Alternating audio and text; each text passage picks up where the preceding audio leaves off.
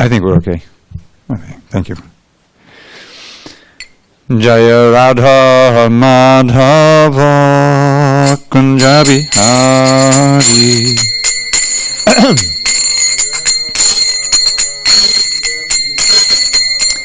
Jaya Radha Madhava Kunja Bihari.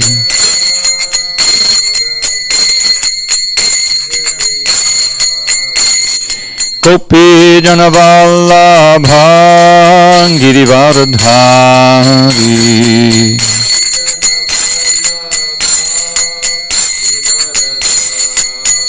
Jai Gopi Janavallabha Girivardhari.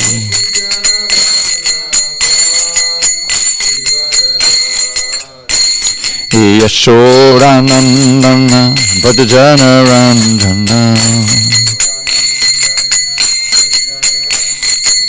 Yashodanandana Vajjanaranjana. Yamunatira Vanachari. Yamunatira Vanachari. Jaya Radha Madhava Kunja Bihari.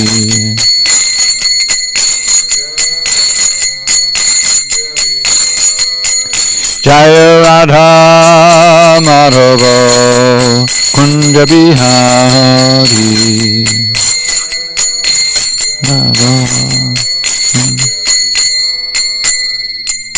Jai Mr. Paramahansa, Varujikacharya Ashtotar, the Shishimad's Divine Grace, Srila A.C. Bhaktivedanta Swami Prabhupada Ki Jai. ISKCON BBT Founder Acharya Srila Prabhupada Ki Jai. Jayam Vishnupad Paramahansa, Varujikacharya Ashtotar, the Shishimad's Divine Grace, Srila Bhakti Siddhanta Saraswati Thakur Ki Jai. Ananda Koti Vaishnavinda Ki Jai. Namacharya Srila Haridas Thakur Ki Jai. Srimad Bhagavad Gita Ki Jai. Samaveda Bhakta Vrinda Ki Jai. All glories to the assembled devotees. All glories to the assembled devotees. All glories to the assembled devotees. All glory to Shri Guru and Gauranga. Okay. Om Namo Bhagavate Vasudevaya. Om Namo Bhagavate Vasudevaya. Om Namo Bhagavate Vasudevaya.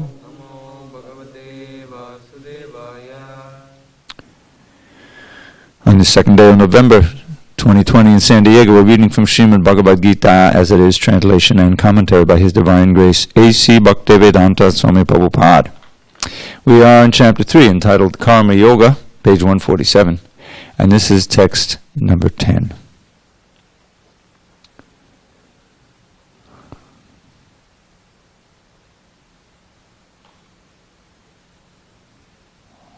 Page 147. Okay. All right, here we go. Sahayagya prajasrishtva purovacha prajapatihi anena prasavishyadvam eshavostvishtakhamaduk Sahayagya prajasrishtva purovacha prajapatihi anena prasavishyadvam eshavostvishtakhamaduk Sahayagya prajasrishtva purovacha prajapatihi anena prasavishyadvam eshavostvishtakhamaduk. Go ahead, Prakash. Sahayagya prajasrishtva purovacha prajapatihi Anena pasavishyadvam. Eshavos tvishtakamoduk. Page 147. Sahayagya prajasrishtva. Padovacha prajapatihi. Anena pasavishyadvam. Eshavos tvishtakamoduk. Sahayagya prajasrishtva. Padovacha prajapatihi. Anema pasavishyadvam. Eshavos tvishtakamoduk. Sahayagya prajasrishtva. Padovacha prajapatihi. Anena pasavishyadvam. Eshavos tvishtakamoduk. Back to Ed.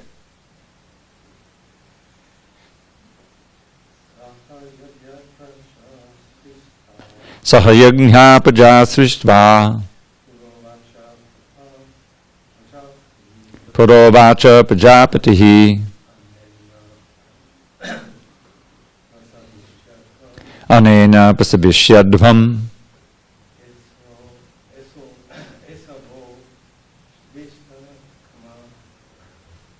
Duk.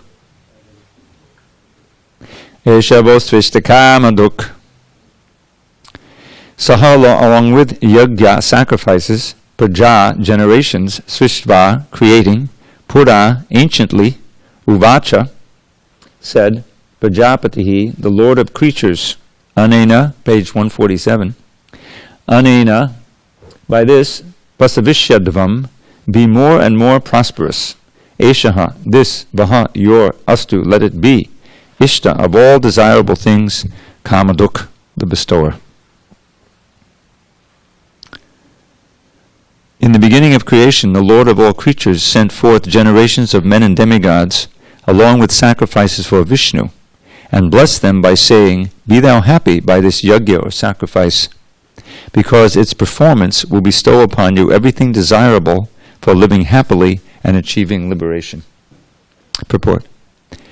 The material creation by the Lord of creatures, Vishnu, is a chance offered to the conditioned souls to come back home, back to Godhead.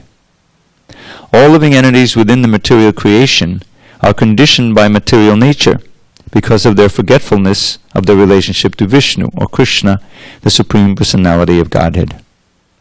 The Vedic principles are to help us understand this eternal relation, as it is stated in the Bhagavad Gita, Vedaishta sarvar ahameva vedyaha.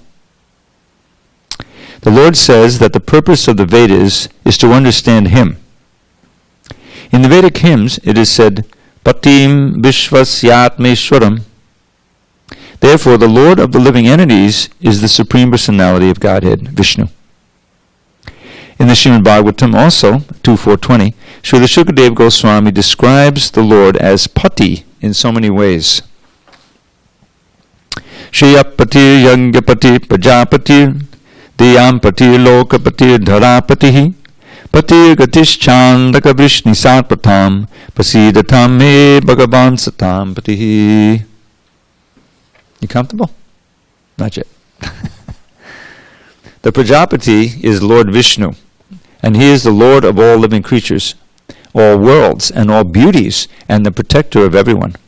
The Lord created this material world to enable the conditioned souls to learn how to perform yajnas or sacrifices for the satisfaction of Vishnu, so that while in the material world they can live very comfortably, without anxiety, and after finishing the present material body, they can enter into the kingdom of God.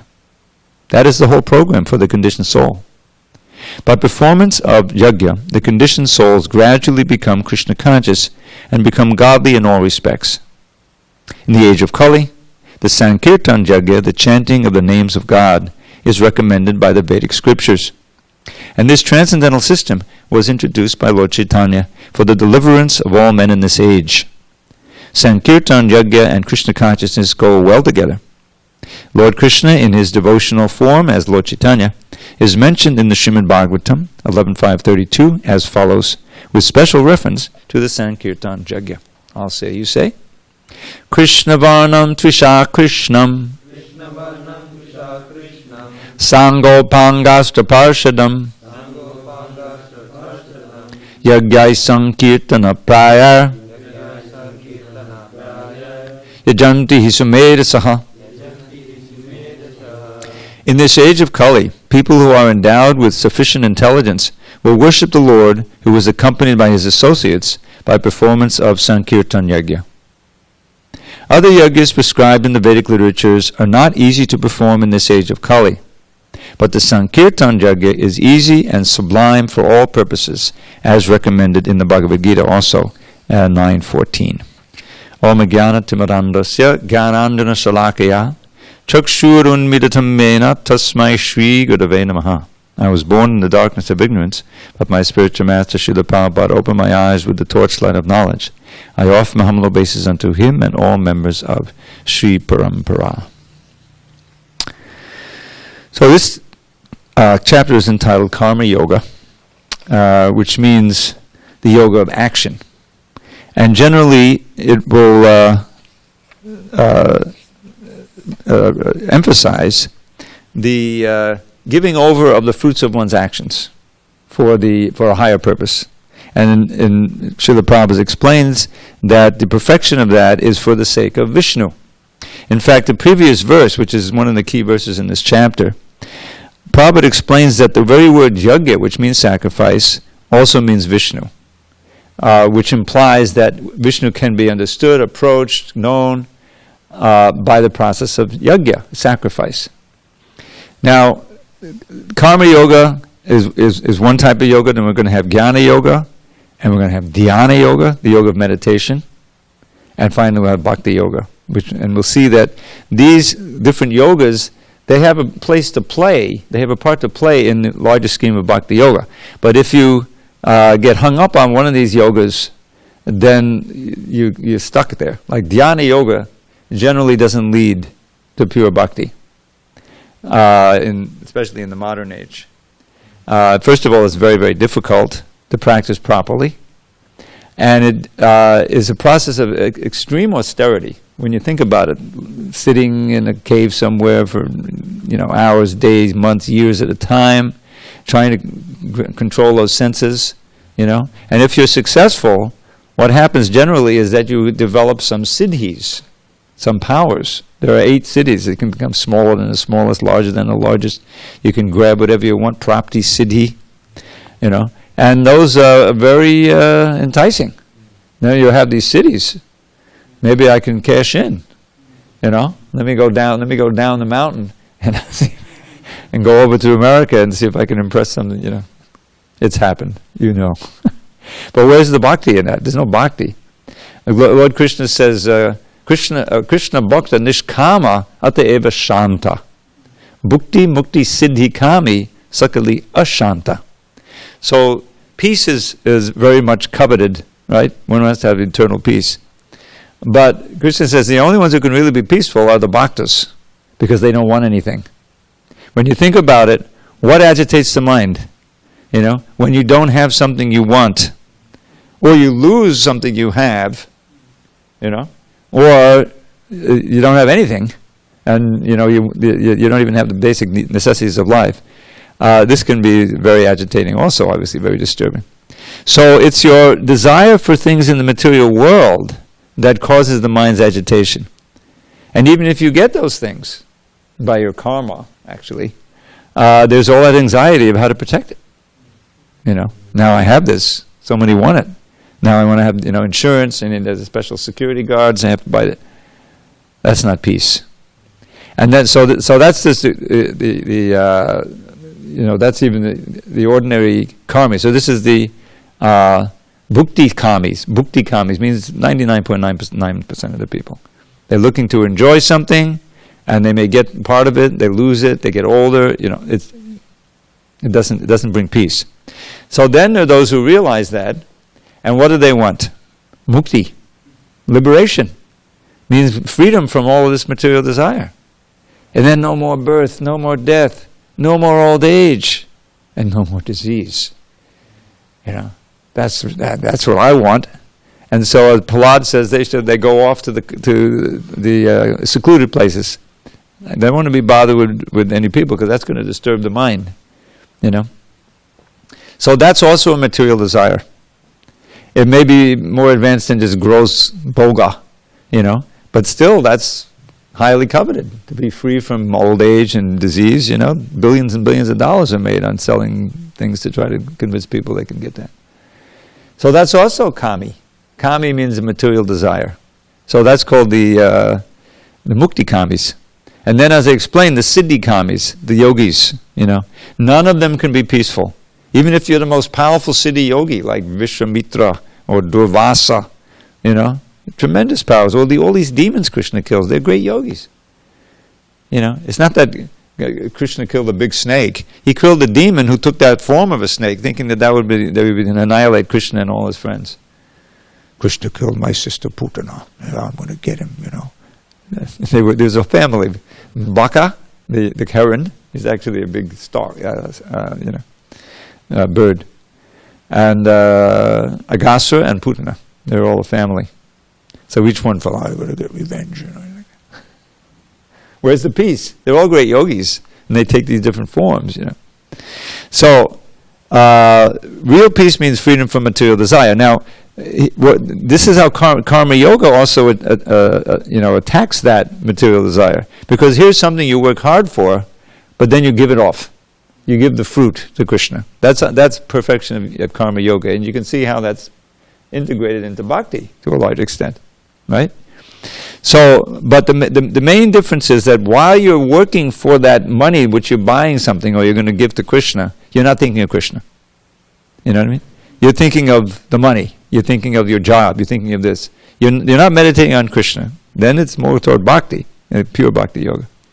So karma means, okay, I'm working hard, but I know that it really belongs to Krishna, so I'm going to go to the temple and drop in a certain percentage of it into the handi. That's more or less karma yoga.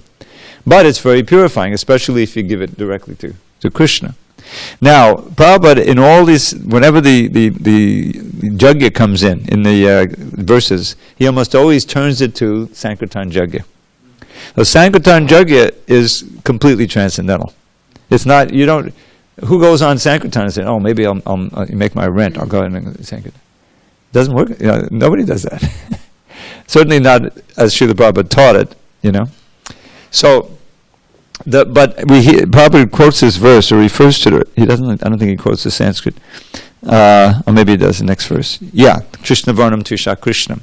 This is the classic verse for what real yajna is, because this is a verse spoken by the Yogendras, the 9 Yogendras, describing the different avatars that are coming. And when he gets to Kali Yuga, this is the description. So Krishna Varnam Trisha Krishnam. Now we need our acharyas to explain what each of these words mean, because they mean different things. Krishna Varnam can mean two things in this context. It can mean that he's always uttering the syllables. Varna can mean syllable. Krishna, Krishna, Krishna, Krishna, Hare Krishna, Hare Krishna, right? Or he belongs to the category. Varna, like in Varnashram, he belongs to the category of Krishna. In other words, he's not different from Krishna. But his trisha, his complexion is akrishnam. It's not blackish like the other Krishna, like the Krishna we know. Sa-anga, upa-anga, astra parshadam. You see that? That's what the next is. So sa means with his anga. Those are the very close associates, like limbs. Advaitacharya, Nityananda, Gadadhar, and Shivas. Those are the angas. And the upa-angas are a little bit, if you read the Chaitanya Charitamrita, Adi Leela, there's so many associates of Lord Chaitanya. They're very close to him, but not quite as close as they. And the Parshadas, they're also his associates. So this is how he performs that Sankirtan, because the yajna he's performing is Sankirtan, congregational chanting. Who's going to chant? Who's he going to chant with? Primarily with all these associates, sometimes with thousands of others. So, what sacrifice to perform to worship that avatar? Sankirtan, congregational chanting of the holy name, whose fruit is prema, prem sankirtan. Yajanti hi sumedasa, but one has to be very intelligent to take the part in this. Most people they don't know. They see us chanting on the street or whatever, Boy, those people are crazy, Or they think we're brainwashed or something like that. But actually, you have to be sumedasa. You have to be intelligent and understand this is really the best use of your human form of life. Not working hard to try to make some material position in the world which is ultimately destroyed and simply disturbs the mind and keeps you bound up in the modes of nature, coming back again for another round of birth and death. The real intelligent person hears the philosophy as given by the three sources, Guru, Sadhu, Shastra, we have, right? Your actual guru or gurus includes the Shiksha gurus, those who instruct, as well as initiate. And the sadhus, all kinds of learned souls, present and past, we have their records in the books. And Shastra. The Shastra is the basis of everything. Gurus and sadhus, they teach on the basis of Shastra. Bhagavad said, my only qualification is I gave it as it is. I was what you call a pure via medium. In other words, that without distorting. This term channeling is good for us. Channeling was misused in it. But really channeling without obstructing, distorting, and reinterpreting for some material reason. And that because Prabhupada gave it as it is, it had so much potency, So this is really where our jagya comes in.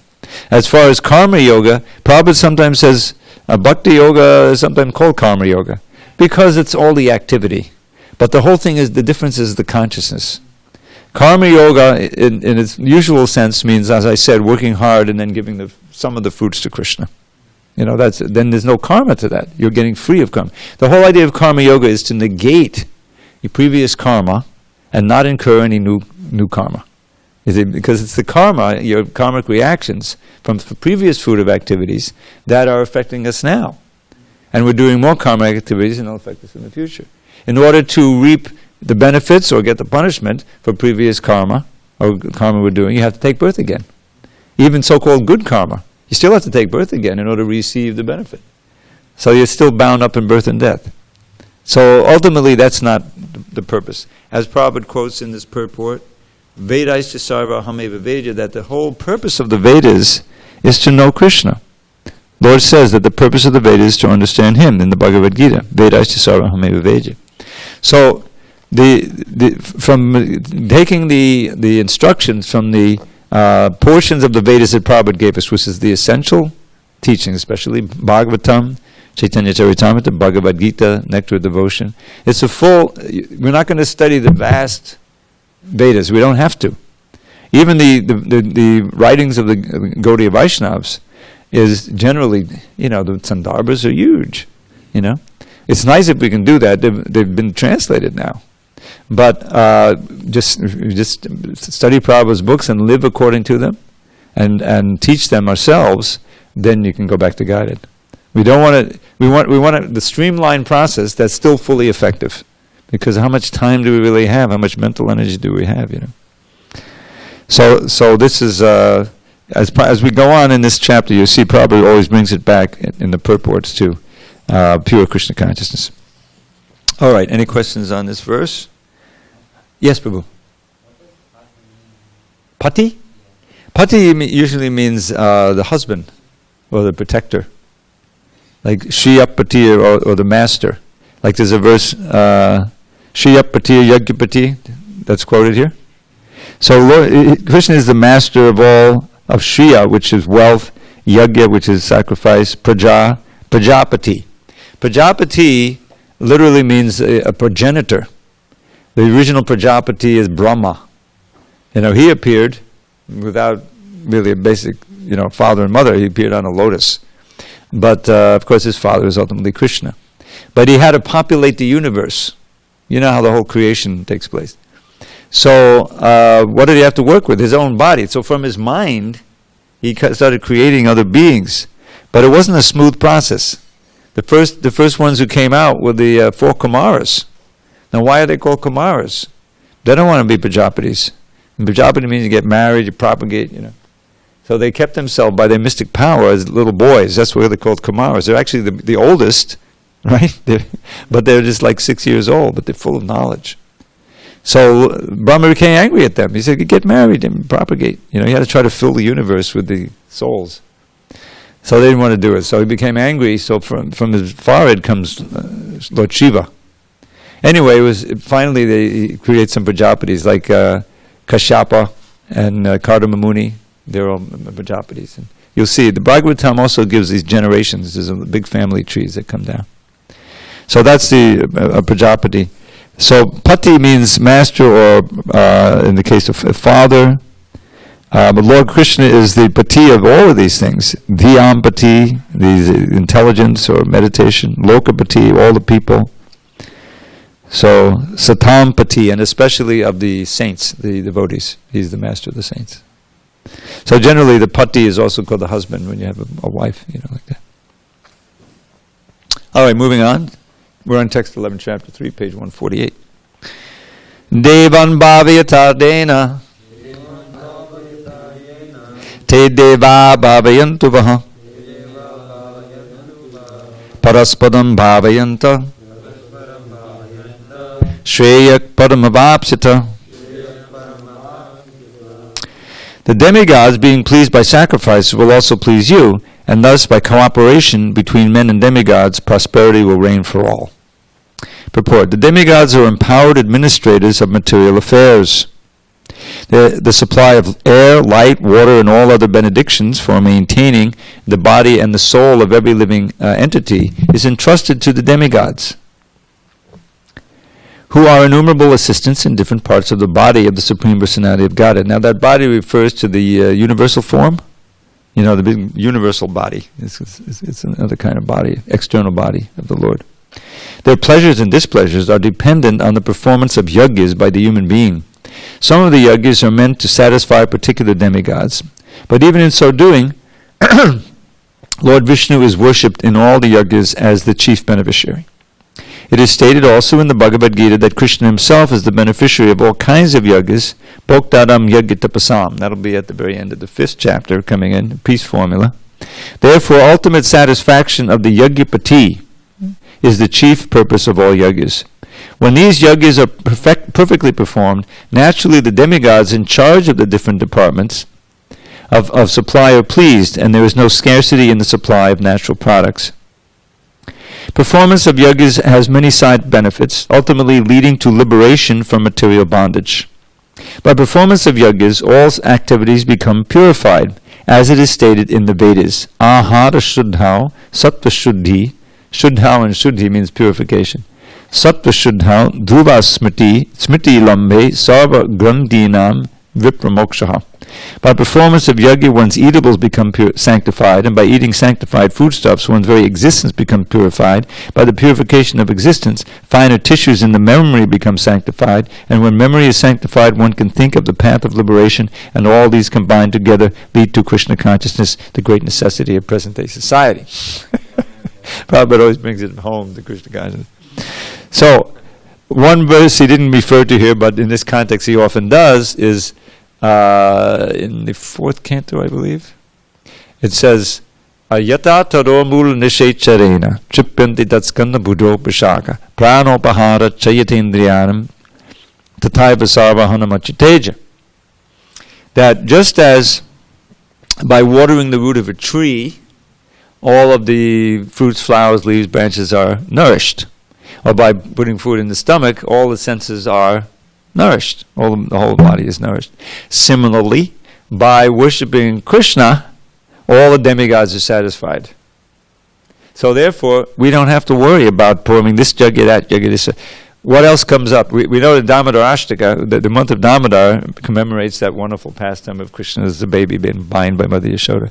What else is coming up in a couple of weeks? Govardhan Puja. Yeah. Now Govardhan Puja, of course, is very, unfortunately this year, it doesn't look like we're going to be able to have a big ceremony like usual. But Govardhan Puja, Krishna, when he has these Leela, he does many different things at once. This is part of what it means to be expert, to be able to do many things at once. So the first thing he's doing is showing, his father and all of the seniors there, they're in the role of regular Vaishyas, and therefore you depend on the rain to grow the fodder for the cows and all the other plants and all the crops and things. So they had been performing regular sacrifice for Indra because he's in charge of the rain. It was a traditional. Krishna says, is it in the Vedas or is it traditional? Well, actually, it's traditional. In other words, it's custom. All right. But here's the Supreme Personality of Godhead right there is your friend, a child. But they didn't know that he was supreme. So, but he convinced them to stop this jagya and simply use the same paraphernalia for Indra that had been collected, all the fruits and the flowers and all the ghee and everything, for worship to worship Govardhan Hill and prepare a huge feast. Part of it is called Annakut, which means a mountain of food. Feed everybody. Everybody gets fed. I remember in this regard, just as Badrinaran would say, as a sidelight, I happened to be in Vrindavan, and just after Prabhupada disappeared, like 2 days later. And part of the ceremony there was inviting everybody in Vrindavan to come for a feast. I've never seen a walk this big. It was 12, 15 feet wide. They had a bunch of them, and they were all stirring the khichdi, So they had a big crowd come. But then when we went to Mayapur with the flowers, there were certain flowers on Prabhupada's body, to make the called Pushpa Samadhi. On that Pushpa Samadhi, there was a ceremony for burying him. They erected, I don't know how many of you have been to India, but there's an incredible Samadhi structure that was built around that, And now, of course, the big TOVP is in the same form, just like a Capitol building or something. So, the Prabhupada, when the Mayapur thing was set up, and it's amazing. You should read the story. Just to get the land was so difficult, and then to build there, gradually the buildings came up, and so now the TOVP is incredible. But Prabhupada wanted, because it's right on the border of Bangladesh, and there were a lot of poor people in the area. People who are just sort of, on the margin. So Prabhupada, he wanted to have like a big, looked like an airplane hangar almost, huge thing, for distributing free prasadam, And I had been there a couple of years earlier, in 1975, and I saw that, they would feed hundreds of people there, and everything. And the devotees would take their prasadam there too. But when Prabhupada disappeared, there was a special feast that was conducted. So people lined in, and these are the, poor farmers and people who live nearby, come across the border from Bangladesh. It's that close. And so they sat down, and I was sitting also.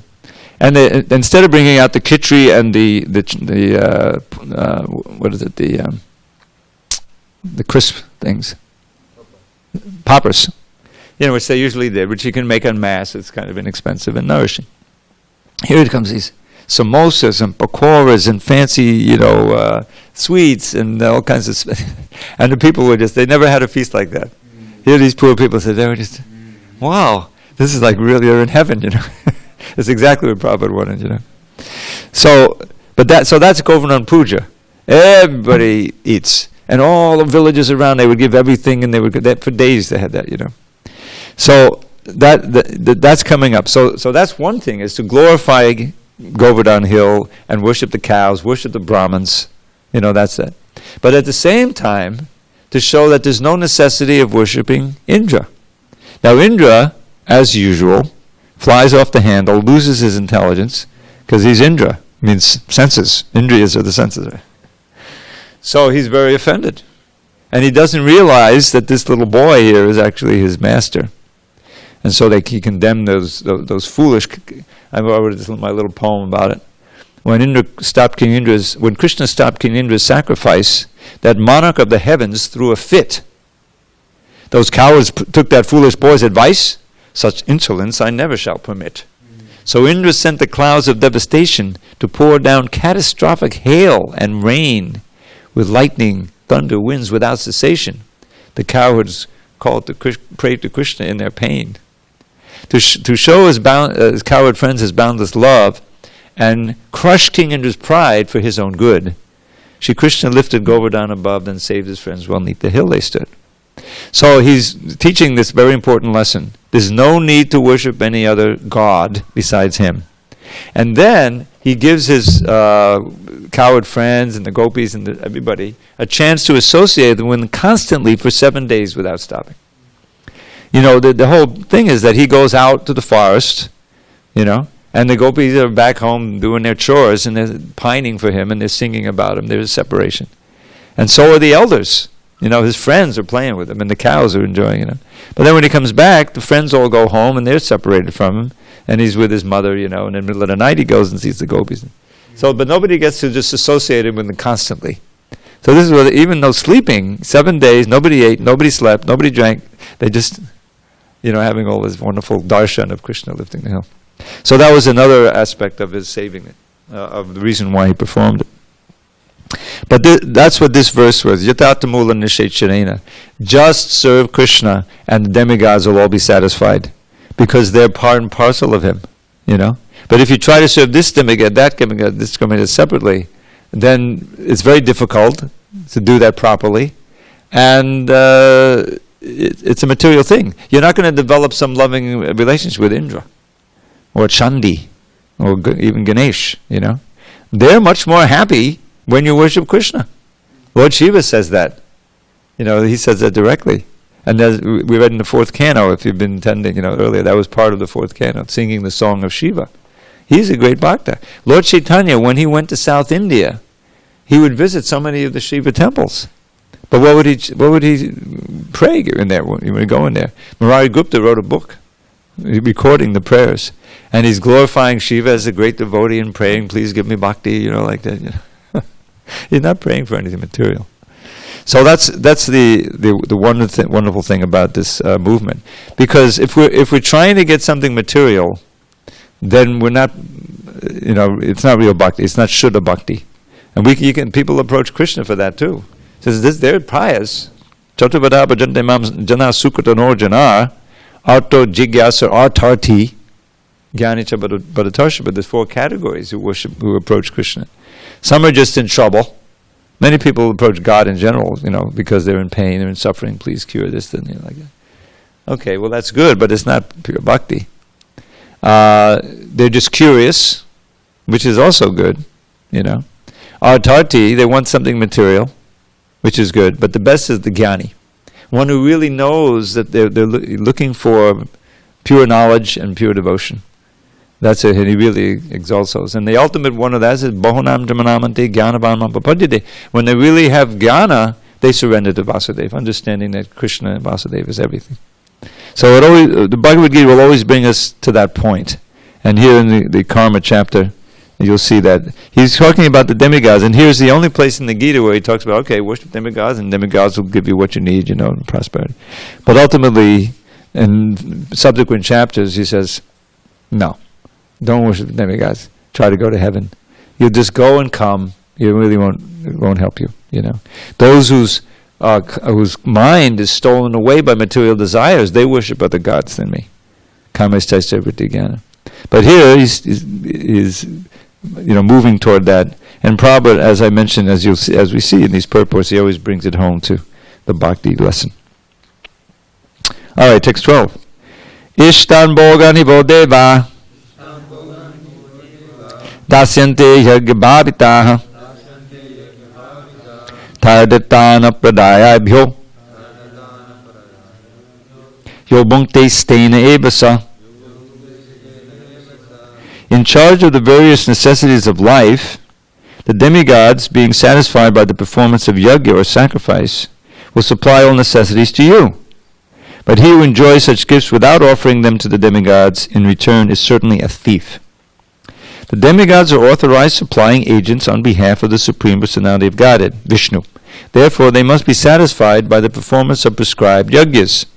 In the Vedas, there are different kinds of yajnas prescribed for different kinds of demigods, but all are ultimately offered to the Supreme Personality of Godhead. For one who cannot understand what the Personality of Godhead is, sacrifice to the demigods is recommended. According to the different material qualities of the persons concerned, different types of yajnas are recommended in the Vedas.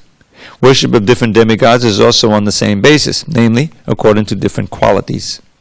For example, the meat-eaters are recommended to worship the goddess Kali, the ghastly form of material nature, and before the goddess, the sacrifice of animals is recommended. Of course, that animal is never a cow, it's just a goat, usually. But for those who are in the mode of goodness, the transcendental worship of Vishnu is recommended. But ultimately, all yajnas are meant for gradual promotion to the transcendental position. For ordinary men, at least 5 yajnas known as Pancha Mahayajna are necessary.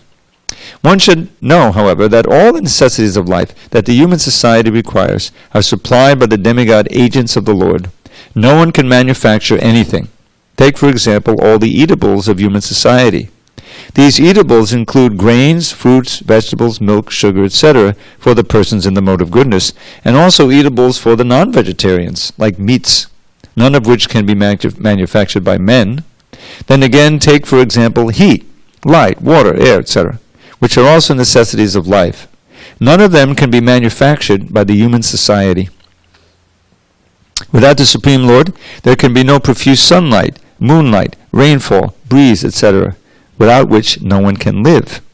Obviously, our life is dependent on supplies from the Lord. Even for our manufacturing enterprises, we require so many raw materials like metal, sulfur, mercury, manganese, and so many essentials, all of which are supplied by the agents of the Lord, with the purpose that we should make proper use of them to keep ourselves fit and healthy for the purpose of self-realization, leading to the ultimate goal of life, namely, liberation from the material struggle for existence. This aim of life is attained by performance of yajnas. If we forget the purpose of human life and simply take supplies from the agents of the Lord for sense gratification and become more and more entangled in material existence, which is not the purpose of creation, certainly we become thieves, and therefore we are punished by the laws of material nature. A society of thieves can never be happy, because they have no aim in life. The gross materialist thieves have no ultimate goal of life. They are simply directed to sense gratification, nor do they have knowledge of how to perform yajnas. Lord Chaitanya, however, inaugurated the easiest performance of yajna, namely Sankirtan yajna, which can be performed by anyone in the world who accepts the principles of Krishna consciousness. So, just think about what's going on today. You know, the necessities of life. Clean water, clean air, pure land, you know, we can grow the food. All this is being destroyed by this crazy society. The masters of the society, the people who have the billions and the billions and so forth, they're intoxicated with that wealth. It's kind of an intoxication. You remember that wonderful pastime where Narada Muni was in the heavenly planets? And actually it's in the song we're singing, right? Nalakuva and Manigriva. They were playboys, you know, sons of Kuvera. And so they were cavorting naked with some damsels in the river, the Gandakini or something. And Narada Muni comes along and they're so drunk that they don't even cover themselves. So Narada Muni gives them one of these blessing curses, you know. Okay, I curse you to become trees, but you'll be trees in Krishna's backyard, and then so eventually, you know, he'll come. So it was thousands and thousands of years, and they could remember, so that naturally they were properly chastised and corrected. But so Narada, he has a whole, what do you call it, an aria, you know, a speech about the dangers of wealth, how wealth is so intoxicating, and it really, you know, and this is what we're living today. The whole ecosystem is being destroyed. It's not a mystery. The scientists are saying it, and we can see it daily. All these fires, you know, and I mean, you follow these things. That the Arctic is melting, and the methane is coming up and boiling. And you know, it's not a mystery. And yet, you know, when Exxon learns about it and figures it out, because they have all their scientists way back in the early 80s, what do? Do they start backing, you know, some legislation to control? Of course not, because that's going to cut into their profits. So they figure out a way how they can keep confusing people, and so they start paying off scientists to write papers that are putting doubt in people's mind about it. It reminds me of the whole campaign to restrict cigarettes. You know, advertising and eventually getting that warning on there, all of this. The guys, you know, the leaders of the owners of all these cigarette companies were fighting it tooth and nail. But now, that was cigarettes, but this is like the whole planet. So what's going on there is that this is an intoxication. It's this power and money that people get itself makes them mad. And we read about it in the Bhagavatam. The demons are intoxicated with power. Their knowledge is stolen away by illusion. This illusion that we are God or we are gods, or we'll just employ our technology to counteract it somehow, and that usually creates just a bigger problem. Dukkaushadam tadapi dukkam. Prahlad has a verse about that. So the whole science of Krishna consciousness is based on this principle of living very simply and naturally. Ideally is simple living, high thinking, in harmony with nature. And realizing, and the main thing is simply not to exaggerate your material needs, because when you have a society that's built on that, obviously it becomes a great overburden on the ecology, and everyone is at everyone else's throats. It's all war of all against all, as Thomas Hobbes called it. Everybody's competing for the. So Krishna consciousness is a revolution, to bring about revolution in society. And it begins in the heart. How can you be satisfied with less? By getting the wealth of Krishna consciousness. The ideal example with the 6 Goswamis. 3 of them were super wealthy. Rupa Sanatana Goswami and Raghunath Das Goswami. And so the song is, one of these verses of the song about them is written especially about them. Chakva turna mashesha mandala pati shreni sada tuchavat bhutva dina ganesha kokadunayako pina kantashito. So Chakva Turnam. Now the interesting thing is that when Lord Sanatana and Rupa met Lord Chaitanya, now they had been raised as Vaishnava, they were great Brahmins, but they got dragooned into the government of the Muslim king, So they were compromised there, and they felt themselves to be fallen. They were outside the Brahminical culture. But when Lord Chaitanya visited them specifically, their place, I think it was Ramkeli, and they offered their pranams in that wonderful verse you should all know, Namo Mahabadanyaya Krishna Prema Badayate Krishnaya Krishna Chaitanya Namani Gaura Jayanama. So they're recognizing him as Krishna. That's a very important thing. And the most merciful, munificent, generous incarnation of Krishna, giving the most valuable thing there can be, prema, freely, giving it out. You're Krishna himself with a different complexion, for a basis. So they surrendered, and then he told them, okay, you quit, this position. They were the right and left hand ministers of the king, Nawab Hussain Shah.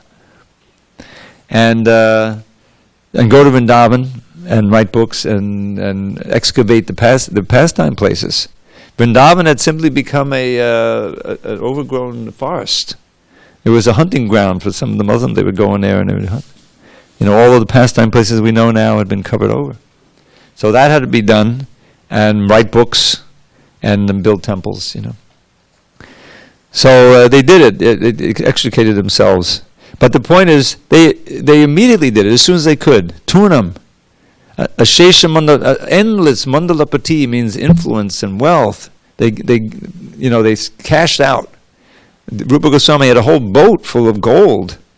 He gave a quarter of it to his relatives, because otherwise they'll create a big fuss, Quarter of it to his relatives, half of it to the Brahmas and Vaishnavas, and then a quarter he kept for emergencies, which turned out to be necessary for Sanatana to bribe the jailer and get free, like that. So the idea is that they became they lived as simply as possible. What did they do? Bhutva Dina Ganesha Ko, for the purpose of helping the dinas, the wretched of the earth, namely ourselves. Kodunaya, out of their mercy, they took that position and just dressed in kopin. As simple as clothes as possible, no homes, and practically didn't eat anything. How could you be more poverty-stricken than that? So, but they were the richest, Kantashta. Why? Then the third line, Gopi bhavada sarmatabda lahari kalola magno mahor. Again and again, diving and drowning in the nectar ocean of the love of the gopis for Krishna, the highest levels of prema bhakti. So that, we're not going to imitate them, but still that principle holds for all of us. The more that you can cultivate by sadhana the taste for bhakti, the more you can be indifferent to the attractions of this material world. It becomes insignificant, and you're actually able to perform, give things up that you never thought you could give up. So that principle is there, and then Krishna provides, because he's providing anyway. He provides the necessities of your life. You don't have, but the main thing is that you feel more wealthy than the greatest sense enjoyer. You really feel pity and try to help them break out of that syndrome, because it just leads to misery. That's one of my favorite verses you recognize. What is it? Yeah, no, you're talking in English. Now, yehi sang sparshita bhoga dukkha yona eva te ajandamanta konte anateshu remitted. That the pleasures of the senses, meeting the sense objects, is the very source of your pain. The why, they have a beginning and an end. We're eternal. We're looking for eternal happiness. And it's possible. Eternal pleasure in relation to Krishna. We've lost that. We're now in these material bodies, which are very temporary. And all of these pleasures that, it has to be just right in order to enjoy it. Otherwise it's so frustrating, And then you lose it, and you become depressed or angry, And then eventually you lose it all because you get old. You can't enjoy anything. And so it's a big con. We're being conned by Maya. Come on, enjoy me, bro. Some of you don't know this story. You heard this one before? It's worth telling. So Prabhupada's giving a lecture in L.A. I love these L.A. lectures. He's got all these devotees, and it's in the big temple. Very enlivened. So, as he's giving this talk, and Vishnu John is there. I don't think he was a Swami yet. And so gradually, as Prabhupada is speaking, you hear this little tinkling of bells. You've heard this one before. and so finally, Prabhupada stops the lecture. He says, "What's that?" So Prabhupada is just the ice cream man. You know how they do? They had one here, and it comes on Hornblende in the afternoon. I don't know, now it's getting cold, he's not coming. But, I grew up with that. So, finally Prabhupada stops, like, what is that? He says, that's the ice cream man. So Prabhupada jokes, he says, oh, you're buying ice cream? He says, no, Prabhupada, they're just trying to attract the neighborhood kids, neighborhood children. He says, oh, canvassing, huh? This is Maya. This is Maya. So then he starts singing. Come on, enjoy me. Come on, enjoy me. And become entrapped. And then he starts explaining how different animals get entrapped by different senses. One sense. The fish. This word tackle. Tackle means, the lures and the string and everything. So he says, oh, you see this very attractive item in your next door, like to your nose, and actually you go up and you bite it, probably imitates the fish getting caught. And then he describes the elephant, how how do you catch an elephant? You get a she-elephant, you go into the forest and you dig a big ditch and you cover it over with grass, and on the other side is the she-elephant. Maybe they train it to do, I don't know. And the elephant comes and boom, he comes, boom, he's in there. And of course there's a lot of screaming and yelling, but after, a certain time he's pacified and they got him, and they got an elephant. And then the deer, the hunters, they learn a little flute playing. They go out and they charm the deer, he loves to hear that flute, and he's going to be easily shot. And as you're saying, the moth, flies into the fire, So, but human beings have all the senses. Any of the senses we can be attracted by, So that's how Maya works. She attracts you, and then you become entrapped. You're thinking you're enjoying, but at the same time you're planting the seeds of your next body, So, but we're enjoyers, We're out to enjoy more than anybody, But we realize that with our impure senses in mind, we can't really enjoy what spiritual happiness. So the wonderful thing about bhakti is that by the process of bhakti and training, every single one of the senses can be used in the Krishna conscious way, connecting us to Krishna in yoga. And therefore, you don't have to stop the senses. You can't. What will repression accomplish? That's one of the translations, right? Rather, engagement. You see the deities, you read the books, with your eyes, and of course hear the wonderful sounds, and with the voice. The most important active sense of the devotee is by far the voice, to utter the names and preach. And the hands, there's so many things to do. Every sense can be engaged in Krishna service. And gradually you become purified so that you begin to see the world spiritually. And so many times Prabhupada says, ultimately there's nothing material, because it's all related to Krishna. All the energy. That's what the whole meditation on the universal form is about. It's an elementary, rudimentary way of looking at the world as God, as a manifestation of God. So to sacralize, to sanctify your vision. So that's real yajna. And here, Krishna is describing the different elements of yajna in relation to the demigods. But ultimately, it all comes down. We're not going to, and we don't need to, and it's not going to help us to try to worship the demigods separately. Just worship Krishna in the ways given to us by the Bhagavad Gita and the other books, and we don't have to worry. It's not that, oh my God, what is Indra going to do? Not going to do anything. He's not after what happened with the Govardhan Leela. He learned his lesson. Because he didn't. After all of that, Krishna goes to Indraloka to retrieve the earrings that Indra stole with the deity. He goes with Satyabhama after killing Narakasura. You know the whole story. He goes all the way up there, returns the earrings. She wants the Parijata tree. He gets the Parijata tree. He says no. So there's a fight. Even at that point, Shukadeva starts berating Indra in the Bhagavad Gita. What are you doing? Didn't learn his lesson. So what's the lesson? There's always a lesson. Indra is like in the mode of passion. He's got all his eyes on there. You know the reason why. And so even after being chastised by Krishna, the thing about Indra though, that he eventually takes a very humble position, as he did after Govardhan Leela. So unlike the demons who will fight to the end, until they actually get killed. What were you going to ask? Oh my God, I'm sorry, I just went over. All glory to Srila Prabhupada. Hari Hari Bol.